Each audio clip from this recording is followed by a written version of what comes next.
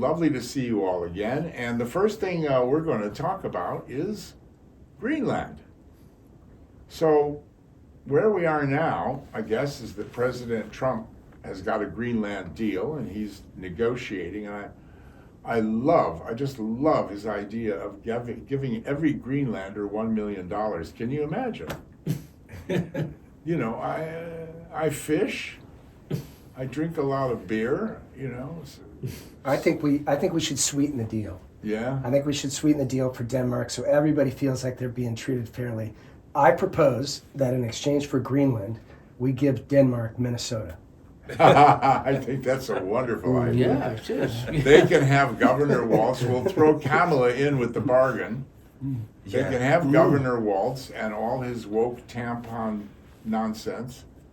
And we'll throw in Kamala for free. And they can have all of Minnesota, which is, you know, I mean, it's absolutely amazing because the various TV stations didn't really report it correctly, but I think it's a fair point. The United States Constitution gives the right to bear arms, and I don't think anybody should approach law enforcement. You do not approach a team of virtually SWAT officers without carrying a fully loaded automatic pistol and 2 fully loaded magazines that go with that. I mean, why would you speak to them unarmed and defenseless, right?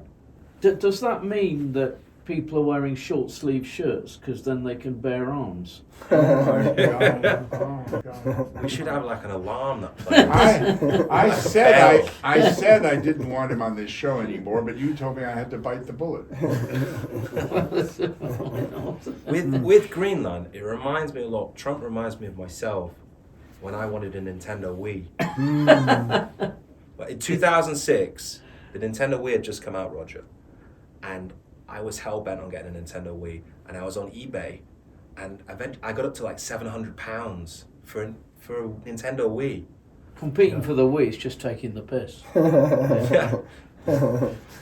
Yeah, so you're saying Trump, he just got to have it at any cost. My personal opinion is this all makes way more sense if you assume we're already in World War III.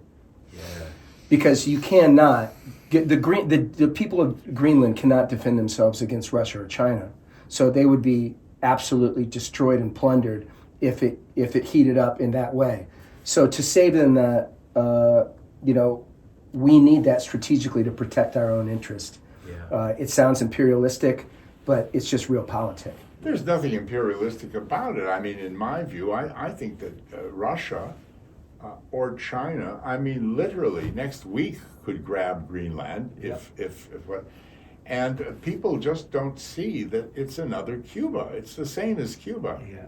And we would have within a month a bay of frozen pigs.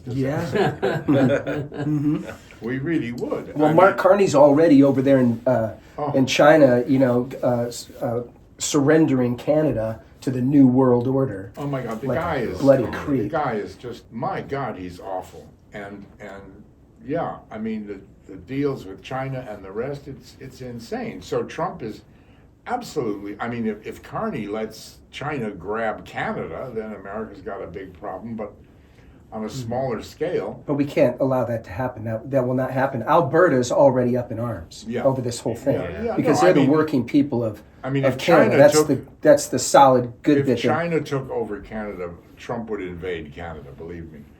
I mean, the Canadian people of Alberta would welcome us, for sure. Absolutely. And I'll tell you what, Britain's getting really close. I mean, everybody complains about America. Everybody complains about, and I know you guys know what I'm talking about, because they complain about other things, too.